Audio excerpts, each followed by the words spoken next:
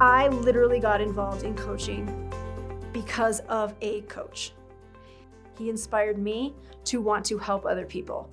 I remember being in 4th grade and there was a little girl who just wasn't maybe as fit or as healthy as some of the other kids in the class. And I remember thinking, if I could get a jump rope, we could jump rope at recess and I could help her get healthy and fit.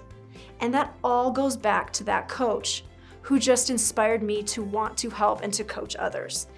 And if we can inspire one tiny little thing in these kids, and I see it every day. I see the kid who wants to put the Band-Aid on the kid that's hurt. I don't know, is that kid gonna be the world's best runner? Maybe. But if we inspired a kid to maybe want to be a nurse, absolutely. We just don't know where we're gonna inspire a kid, and these tiny little things can blow up to be just huge aspirations for these little guys. We go into all of our programs into our schools with a super positive mindset. We're not looking at finding the negative in winning. Winning is an exciting thing. Who does not want to win? Now, your definition of winning may be a little bit different than mine, and our motto is finishing is winning. And so finishing for some kids is never missing a practice. Finishing for some kids is, for the love of Pete, your shoes were tied the entire meet. That's fantastic. It just depends what your definition of finishing is, as far as what is a winner. We have an athlete that broke their foot or their leg, had to have surgery, ended up in a wheelchair.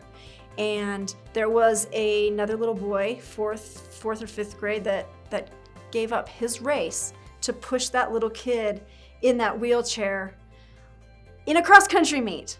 There was no chance that this little guy was going to win. There was no chance this little guy was gonna have the best time that he's ever ran. But that characteristic trait, I don't even know where you start. Perseverance, integrity, grit, respect, truth, you name it. So in that respect, that is one heck of an all-star.